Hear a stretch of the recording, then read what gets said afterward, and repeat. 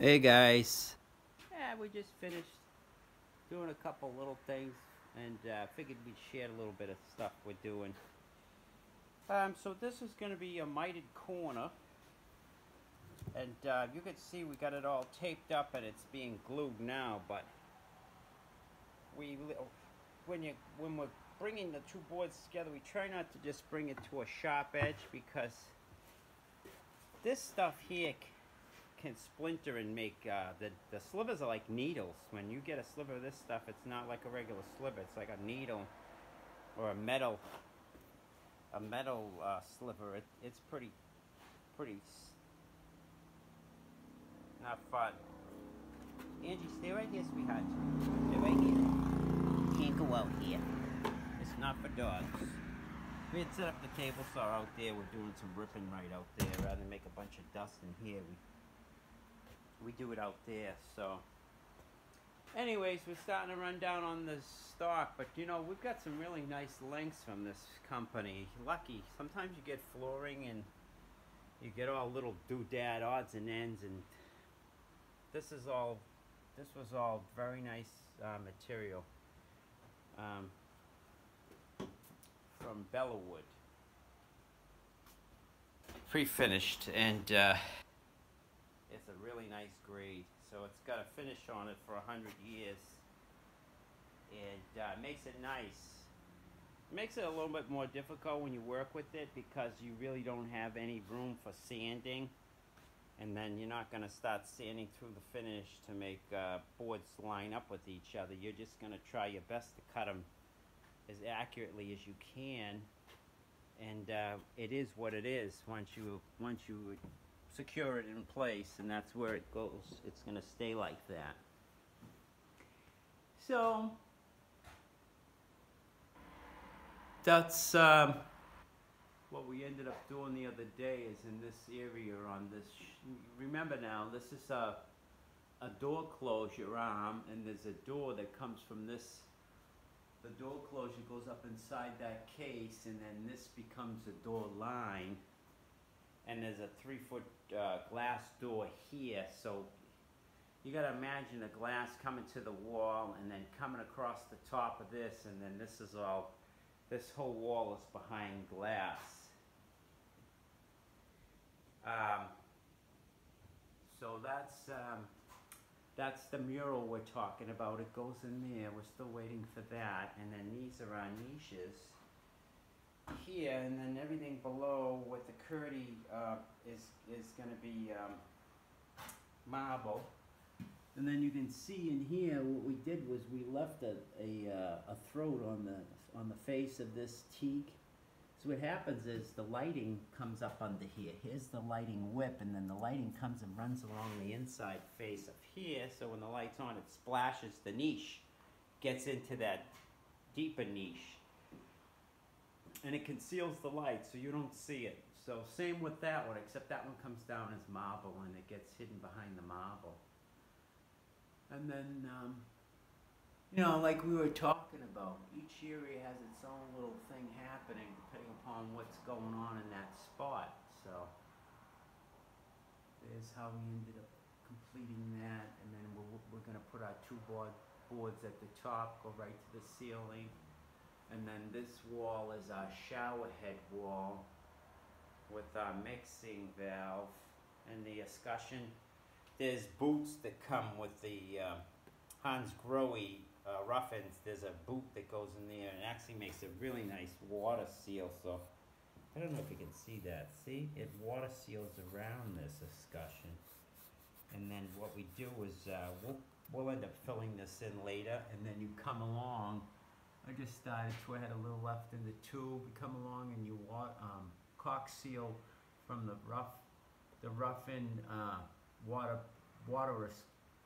shell. This is like a water shell, keeps the water out to your finish. And then your escutcheon comes on, and the escutcheon has a little gasket that seals. So everything kind of double and triple seals itself for water. So that's what that ended up looking like there, and then that gets chrome on top of that, and the fixtures go on last. And then these little pipes you see sticking out, those are just rough-in pipes.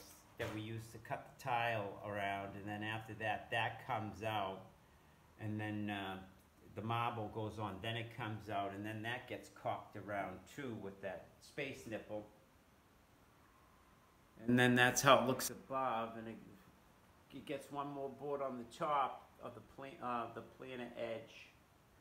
And then this area here is that double mited board goes right here after it's dry. We'll set that, and then that becomes a frame. And we're probably going to end up doing some kind of mosaic work in the middle over here. Like, see if you imagine these dark boards out of the middle of the framework. That's where that mosaic goes. Alright guys, I'm just sharing how the teak work's coming. You can see it's, you just go around.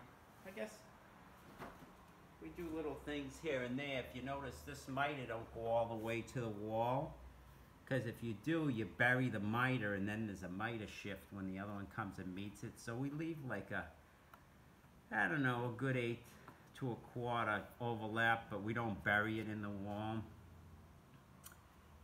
And then the miters can come and turn up the other side without a jump. But that's what it's coming out like, looking like.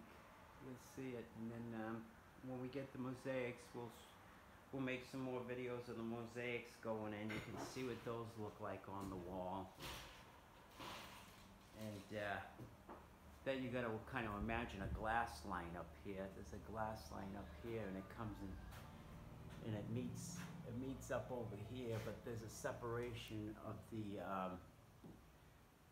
shower area from the bath area with marble to teak is a separation, and then there's a little framework up there that just tees off, and one more along the top, and then we get the quarry tile. We're gonna sit over that edge.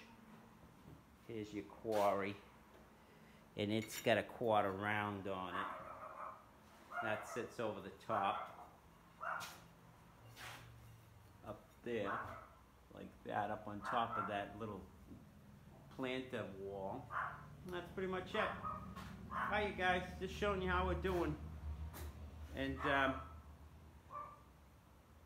showing you some of the woodwork we've been doing. We ended up, oh, there's one of those boots right there. You could see from Hans Grohe. And you just seal it down. Of course, we're using that Henry sealant. It's very nice. It's a lifetime sealant. It never dries out. It always stays soft. Not soft, but has a I don't know. It reminds me of bubble gum, honestly. Then we seal on top of that. We'll seal on top of that with thin set, because the tile goes on that, and then we seal around. And then what you do is leave an 1/8. They leave these rough outs. They give you a variable to set your rough in the wall. You gotta fall within that area. And then when the tile comes on, you leave a 1/16 and you cut it clean. And that allows the escutcheon and finish valves and stuff to be put on. But we'll share that as we do that. That's down the road. We should get to see the boots on there. And that boot makes a nice seal. So water ain't getting behind your wall. Alright guys, that's it. Just showing you how we're making out. Anyways, have a good weekend, enjoy, and catch you next week.